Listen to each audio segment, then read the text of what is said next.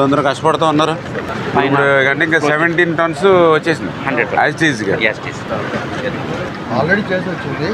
ఇప్పుడు మళ్ళీ వర్క్ అయ్యింది కాబట్టి మళ్ళీ క్లీన్ చేసి మళ్ళీ పెయింటింగ్ చేస్తాం. ఇక్కడేమో మనకి 69లో ఒకటి మునిగిపోయి ఉంది సార్. ఆ మునిగిపోయిన దాని మీద ఉదాహరణ జాయింట్ అయిపోయింది సార్.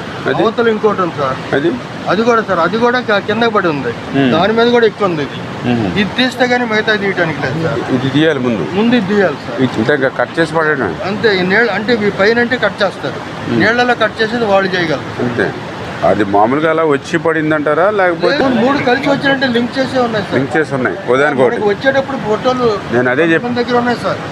ఇప్పుడు సపోజ్ ఫస్ట్ పడవ వచ్చి దీన్ని కొట్టింది అనుకోండి, దాంట్లో ఇంకో 10 నిమిషాలు 5 నిమిషాలు గ్యాప్ ఉంటే ఆటోమేటిక్ ఇక్కడ ప్రవాహం తగ్గిపోద్ది. ఇది ఈ కాలం దగ్గర తగ్గిపోద్ది. ఎప్పుడైతే ఇది వచ్చిందో ఆ కాలం వైపు వెళ్తుంది రెండోది.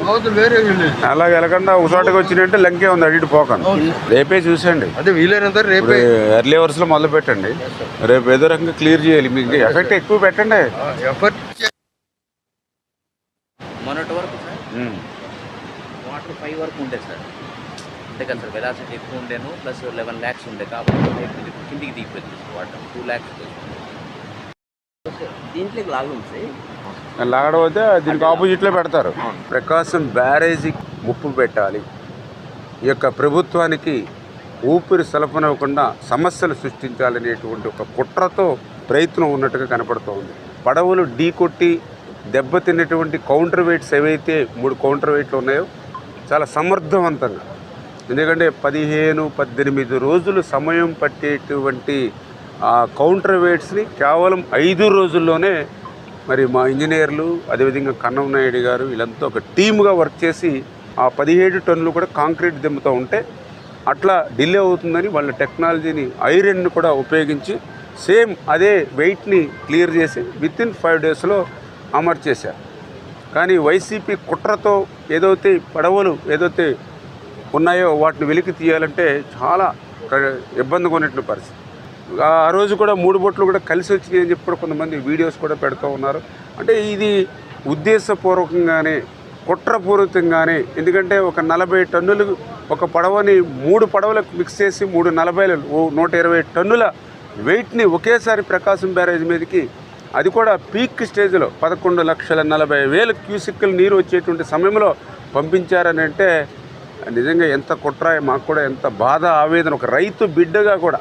ఎందుకంటే ఇవాళ చుక్క నీరు లేక అలమటించేటువంటి ప్రాంతాలను మనం చూసాం, కనీసం గుక్కడి నీళ్లు లేక అలమటించేటువంటి ప్రజలను చూసాం. అటువంటి దాహార్తిని అన్నదాతల్ని ఆదుకునేటువంటి ప్రకాశం బ్యారేజీ లాంటి దాని మీద కూడా ఇట్లాంటి కుట్రలు పొందితే అంటే ఇంకా తమకు అధికారం లేదు కాబట్టి ఆ ప్రజల మీద కక్ష సాధించాలి, మాకు ఒక్క సీటు కూడా ఇవ్వని జిల్లాలు కాబట్టి ఆ జిల్లాలే తుడిచిపెట్టుకోపోవాలనేటువంటి ఆలోచనతో మరి ఈరోజు ప్రతిపక్షం ఉందా అనేటువంటి బాధ ఆవేదన ఈవేళ కనిపిస్తున్నటువంటి పరిస్థితి.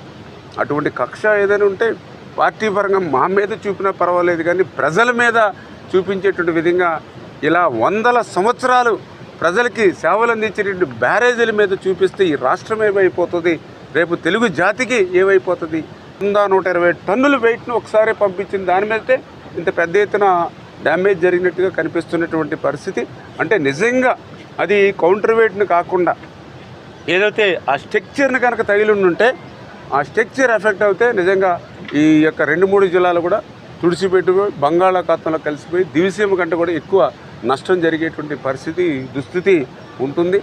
మరి ఈవేళ ఏదైతే చాలా క్లియర్గా నిన్ననే ఎవరైతే నిందితులు ఎవరైతే ఉన్నారో వాళ్ళని కూడా రిమాండ్కి పంపించడం జరిగింది. ఏదైతే ఈవేళ వాస్తవాలు కూడా ఒక్కొక్కటి వెలికిలోకి వస్తూ ఉన్నాయి.